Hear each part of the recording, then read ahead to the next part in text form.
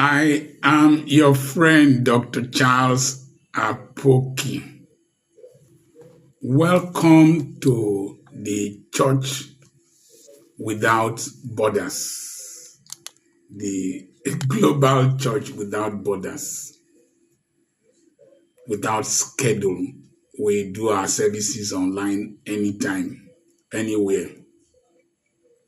I want to thank those of you who have subscribed, those of you who are listening to these sermons. God bless you. Subscribe and share to others. The second thing is that on the 21st of February, I have a webinar by 7 p.m. Nigerian time, and we'll be discussing opportunities and possibilities in 2026. Send a message to +234 80 21 21 92 62 to register for the webinar. I'm going to look at another woman in the Bible. We looked at Rahab, the last sermon, and now we're going to look at Tamar.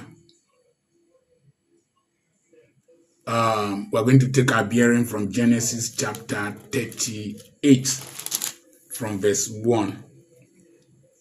At that time, Judah left his brothers and went down to stay with a man of Adullam named Hira. There he met the daughter of a Canaanite woman named Shua. He married her and lay with her, and he became pregnant. Number one, Joseph had been taken into captivity. Judah decided to leave his family setting. In the Middle East, even till today, people dwell in communities. So you see the Chinese and the Indians, even the whole of Asia, the Indians, the Chinese, the Jewish, the Arabs. One person comes and people stay around them. They live in communities to preserve their culture, to preserve their religion, and to raise up their children in the kind of milieu that will help them. Even some Europeans, the Italians and all that, they lived together.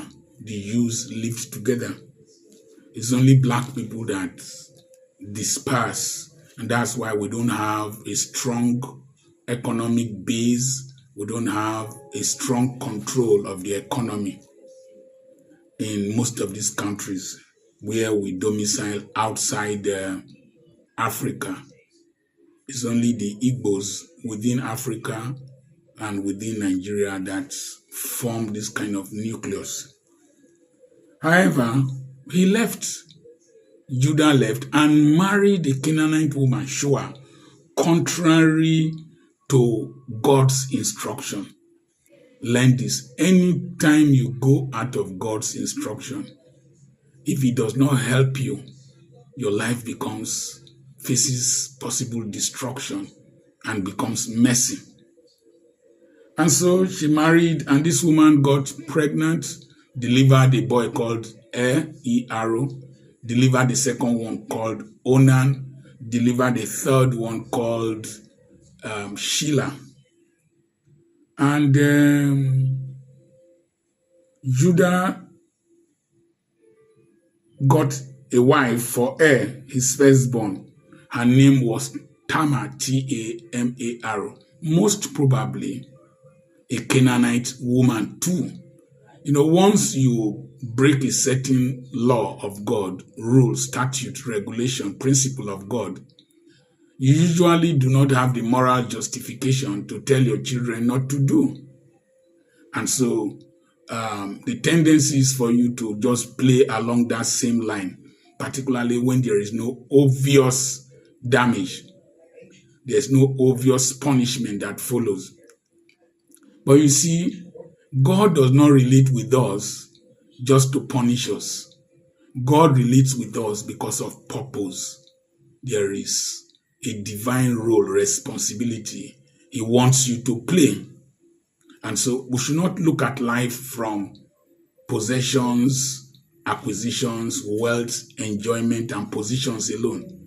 Am I playing the role that God expects me to play? That was why Mordecai told Esther, perhaps you got into this position to save the children of Israel. And if you are not willing to do it, God will raise another person. That's when Esther said, if I perish, I perish. I consider what I am doing now as the role God has called me to play. And this is my old Bible, I can show you from where I marked 30 years ago some of the things I'm doing now, some of the things that are happening in my life. Always stay in the will of God. Always follow his prescriptions.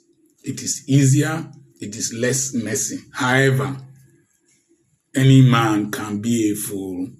And so, they gave the wife to Er. The Bible says Er was wicked in the sight of God.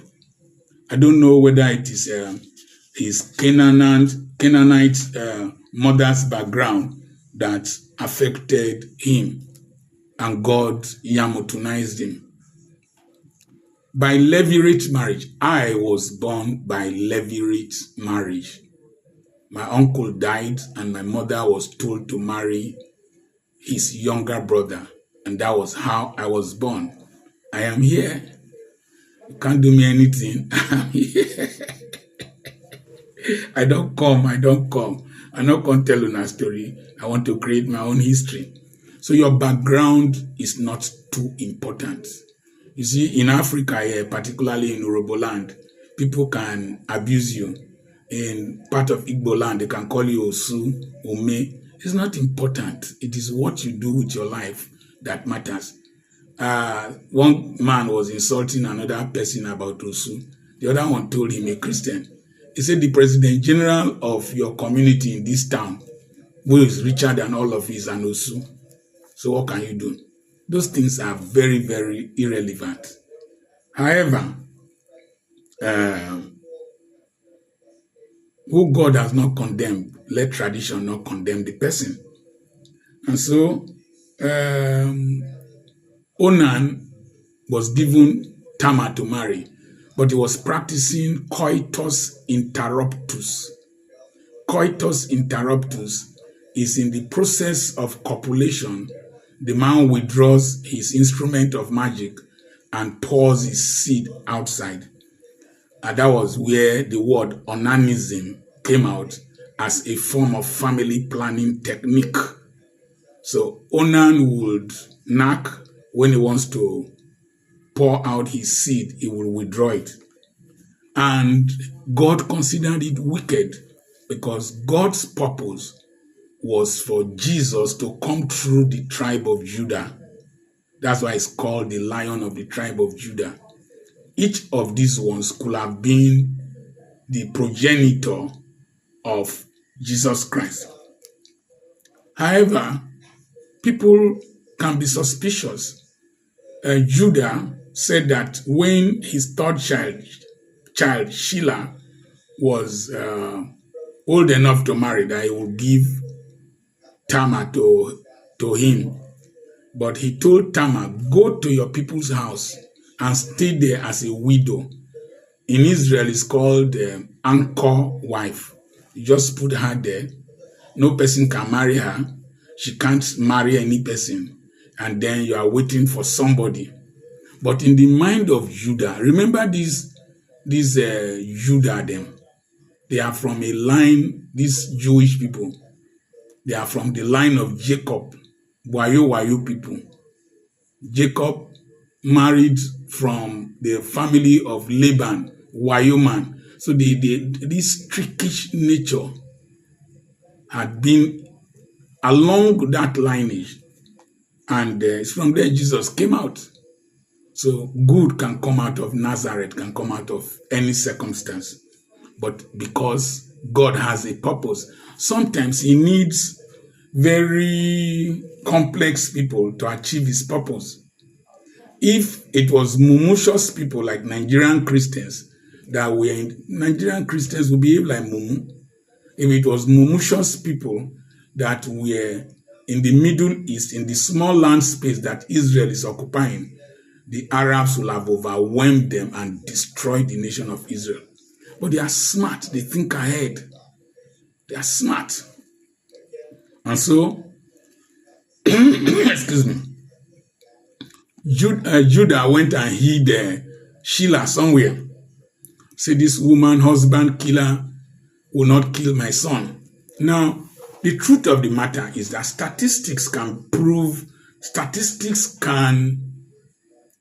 be wrong. You see, the woman that had 5 husbands in John chapter 4, one will think that she is a bad girl. But how come she was getting husbands? Husbands are difficult to get. How come she had 5 husbands and the one she was with was not her husband? How come she went into the village and told the people of Sychar that come see a man who told me all that I have ever done? And the villagers followed her to go and meet Jesus Christ. And Jesus preached to them, and they got converted and told the woman, we are no longer going to listen to you because we have heard from the master. So God can use any kind of person, no matter how history has painted you, no matter what has gone wrong, no matter the trials and tribulations you have gone through. The trials and tribulations harden you to fulfill the role you are going to play in future.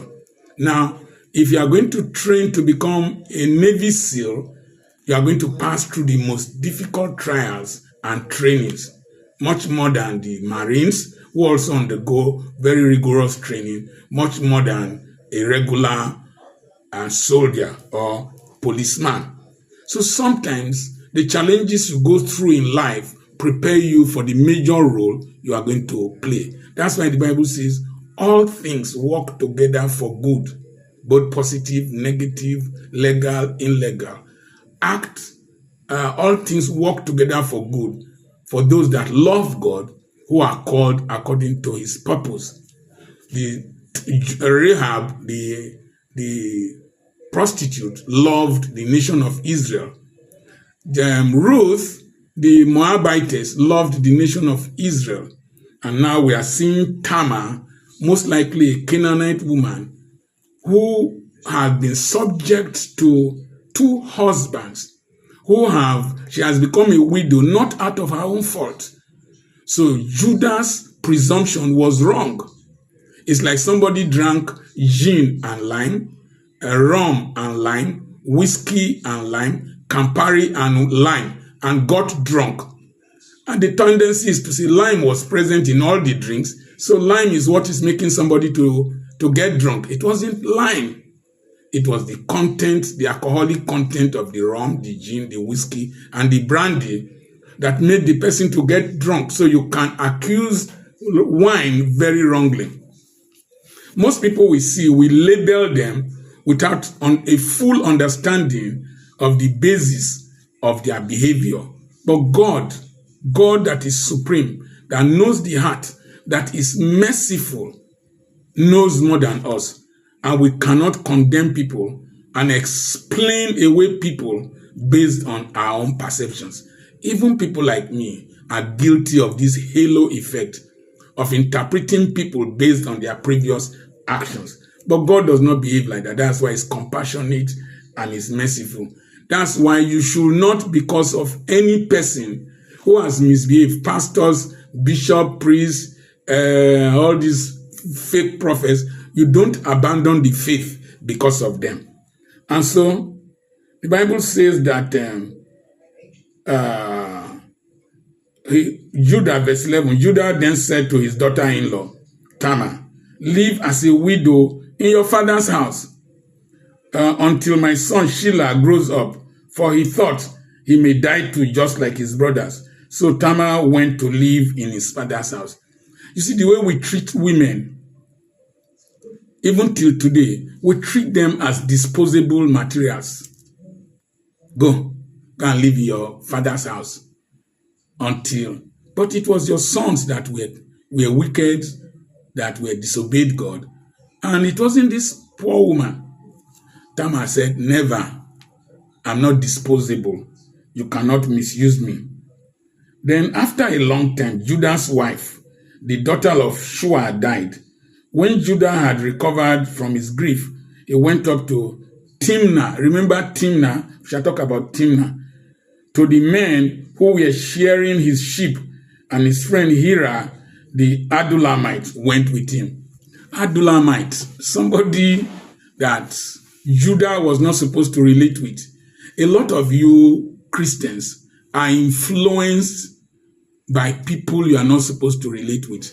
In fact, the influence of Canaan in the church, the influence of the world in the church is so pervasive that when you go to church today, you think you are in a disco hall, you see the way our pastors dress, you see all kinds of things taking place. You wonder whether you are in the world or you are with the Lord. And so, Timnah was where Samson went to marry a Philistine, contrary to the instruction that God gave to him. Timnah means restraint. One meaning means restraint. That is, you should restrain yourself. Another meaning is allotted plot. But let's take the one of restraint. It's a place where there is so much that can make you lose your track, but you should show restraint.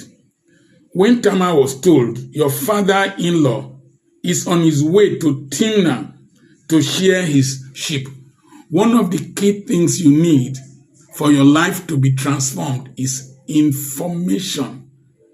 Information.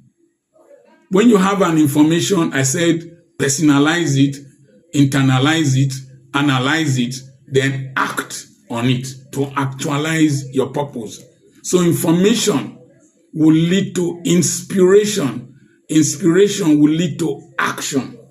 And so, Tamar, when she heard, so be very careful what you pass out.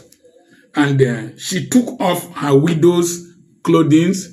There is a time you remove your identity that has kept you depressed, your identity that has kept you stagnant. You change your mind, you change your thoughts, you change your situation. You arise to actualize your life. She covered herself with a veil. Give yourself a new identity, a new perspective. She disguised herself and sat down at the entrance to Enaim, which is on the road to Timnah. Number one, strategic positioning. I said that with Tamar. You must know where your opportunity is going to pass through. Go and wait for it. Opportunities don't wait for people. They don't stroll. So she must have gone very fast, just like Zacchaeus knew where Jesus was going to be, and then so climbed a tree. She then sat at Enaim, and then she packaged herself, she dressed herself to be attractive enough. If not, Judah could have walked past. You must know how to arrest attention. You must know how to attract an opportunity to yourself. Attract possibilities to yourself. She dressed like a harlot, a prostitute. And when Judah saw her, he thought she was a prostitute. She thought she was a prostitute. Now, let me go back to verse 14. For she saw that though Sheila had grown up, she had not been given to him as his wife. She was monitoring the promise, monitoring the development. And she saw that Sheila had grown up. She was around 13 when she first married. 13. So she must be around 19 or 20. She was still very young. And maybe Sheila's age mate. So she was not going to marry, she was not going to be a cougar. Cougars are older women who follow young boys. So she was not a cougar. But there are a lot of biblical interpretations and suggestions. What she did, was it right? I don't know. I can't say. Did God punish her? No. Did God approve of it? I don't know. But God gave her twins. For her delay, the one she should have delivered for the one she should have delivered for Tamar, God compensated her. God is a merciful God. He's a sovereign God. He's an all-knowing God. Let me say one thing that I'm afraid of sharing. When desire to fulfill purpose is intense enough, God suspends some rules. The desire of Tamar to bear fruit in the family of Judah was so intense that she was ready to take a risk to break some rules. Now, you remember when Ruth went to see the king. It was not the time to see the king. Remember, the man at the pool of Bethsaida. Rules were broken to heal him. And remember, the woman with the issue of blood, she broke rules to be healed. I'm not saying you should break rules, but when the desire of purpose is intense enough, and you are not harming any person, you are not hurting any person, you are not depriving any person, sometimes rules are suspended. Now, let me look at the legal perspective. Judah had lost his wife, so he was vacant. Just as Tamar was vacant, there was a lacuna. Judah, on one hand, had the prerogative of the execution of the levirate marriage, but he held back. Ruth said, no, you can't deprive me of my place in history. I am coming to you. So he was the executioner of the will of the levirate rule. Tamar said, no, I can't stay as an anchor wife. She went to Enaim. Enaim means twin springs. Coincidentally, twin springs. I don't know why she chose that place, but she was attractive enough to attract Judah. Men can be enticed by any woman, and they can go crazy and stupid in anything they do. Men are just attracted by what they see. And for any man, you must show restraint. Show strong restraint concerning women. I fear women till today because I am human. And I always ask God, Ba mi she, Baba o ba mi she, aye ma bere, boloromida, jigidem, oye when Jesus jigidem. Hold me, O Lord, this is your race. Hold me so that I will not fall.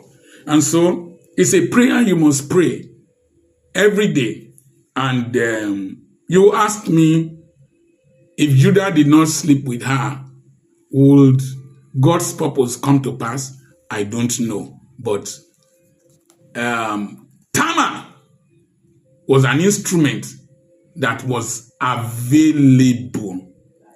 When you are available, God pours his mercy and his ability in you. She was determined. And so, what is his name now? Judah had a quickie. But let me ask you one question. Judah was communicating with Tamar. So he didn't know the voice of the daughter-in-law. As I said concerning David and Saul, David had been in Saul's service, singing for him. When David was going to kill Goliath, Saul said, whose son is that? Let me tell you, I also said that concerning Ziba in the household of David as king in the palace. I used Ziba. They didn't know it's Ziba. Let me tell you, you are very, very insignificant. Extremely insignificant. You are disposable. You see, nobody really cares about you. Most of the people you are fighting, struggling for, they don't know you. They don't know you. You are just a tool. You are just a bolt. You are just a nut. You are not important. You are disposable, particularly in Nigerian politics, particularly in the spiritual realm, in our churches, in our mosques, and wherever. You are disposable. They throw you away at any time. But don't allow yourself to be useless. To be useless. Plan for yourself. And so Tamar, Judah did not recognize the daughter-in-law. So slept with her. Reckless man. They didn't go to a house. She did not undress. I'm sure they just branched one corner there. She just raised her gown, and this man did a doggy. There are things in the Bible that are funny. Just raised her gown, did a doggy, and then moved on. Forgot. Then the woman, you can't use me anyhow. You cannot use me anyhow. Who are you leaving me for? Where are you going to? Who is going to marry me now? She was not stupid. She was transactional. He said, now, what will you give to me if I sleep with you? Transactional. I've been using transactional since I started this series. Transactional.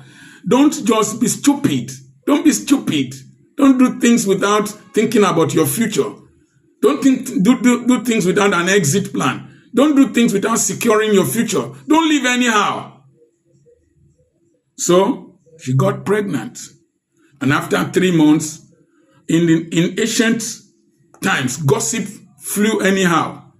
Before you know it, they went to tell Judah, your daughter-in-law Tamar is guilty of prostitution. And as a result, she is now pregnant. Judah said, bring her out and have her burned to death. Another man Pekin, burn her to death because she's pregnant. You were the one who refused to give her a husband to marry.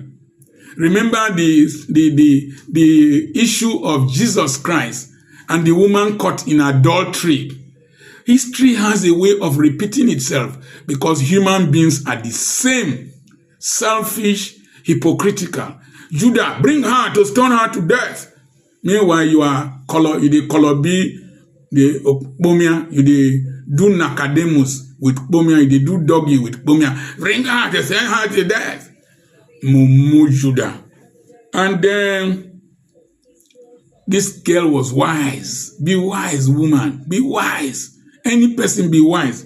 She said,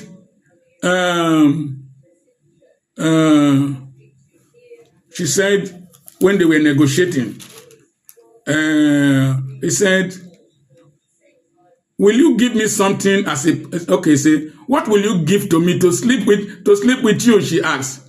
Okay, I will send you a young goat from my flock, he said. Will you give me something as a pledge, a guarantee? Until you send it, you go send me ogufe, a boat. What thing did they call him for Hausa? I don't know again. Give me something, give me a pledge, give me a guarantee. Get sense. Get sense. Documentation prevents argumentation. Get sense. You can do business with the devil according to Elechi in Manchester. Get sense. And he said that I will send you a young goat. The girl, not I will, I don't want promise. How I go tell no say you go send me the goat? Give me something. Will you give me something as a pledge? He said, what pledge will I give you? Be specific. Don't be cheap. He said your seal, which is your signature, it was a cylinder with code that you rolled over clay. Your seal and its cord. There is a long cord, a hole drilled through the seal, and there is a cord that you use to hang it around your neck. And its cord and the staff. Be specific. And the staff in your hand. She answered. So he gave them to her and slept with her, and she became pregnant. After she left, she took off her veil and put on her widow's clothes again. Branding, rebranding, underbranding. Be wise, be discreet. If she did not change her clothes, they will know. So she most likely carried the prostitute's clothes from home in a container and then changed where she was going to wait for the man. She knew where he would pass. Then changed from prostitute's clothes. You remember what I said about Rahab? Branding, rebranding. So she went home, kept them. Then stoned her to death as they were carrying her to be killed. She brought out the seal, she brought out the cord, and she brought out the staff. Okay, whoever owns this thing is responsible for the pregnancy, no DNA that time. You must know how to operate in your dispensation, no DNA. Whoever has this thing, so now no get the pikin no get another papa now in papa be this Tamar, I hail you. Tamar, I hail you. You be worried, babe. I hail you. Get sense oil day your head. No wonder Jesus came out through your lineage. And then, hey, Tamar, he says, see, I am pregnant by the man who owns this. See, she said, and she added, see if you recognize whose seal and cord and staff these are.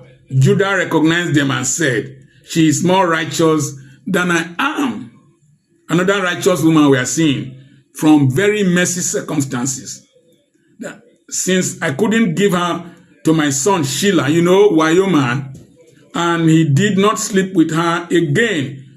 Can you see? When the time came for her to give birth, she gave birth to a set of twins, Perez and Zerah. From Perez, David came out. From David, the lineage, Jesus Christ, came out. From your background does not matter. What has happened to you in the past does not matter. The things you lost in the time past does not matter. The wrong name you answered will not affect the good name you will eventually answer. In the lineage of Jesus, Tamar was written there. I don't know what has happened in your life. I don't know who has tried to trick you. I don't know who has tried to mess you up. You are going to say this prayer. I must fulfill my purpose in life. God, let all things work together for good for me to fulfill my purpose. God, help me that I will not be a mumu in my relationship with people. God, give me the right information to act on. God, give me the right place to stay. Let me brand myself in such a way that I will not be associated with my past. God, help me that those who think that they have deceived me you will prove them wrong. The mouth that says evil concerning me will come to say the truth. You know how to pray. I am Dr. Charles Apoki. This is the study on Tamar. We shall go next to the study of Ruth and other characters in the Bible. Stay tuned to the global church without borders, without schedule. Remember, I have a webinar coming up on the 21st of February by 7 p.m. Nigerian time. We're going to share deep mysteries with you. Send a message to +234 80 21 21 92 62. Somebody say, Lord, have mercy. Have mercy. All things will work together for good for me. In Jesus' name. Amen.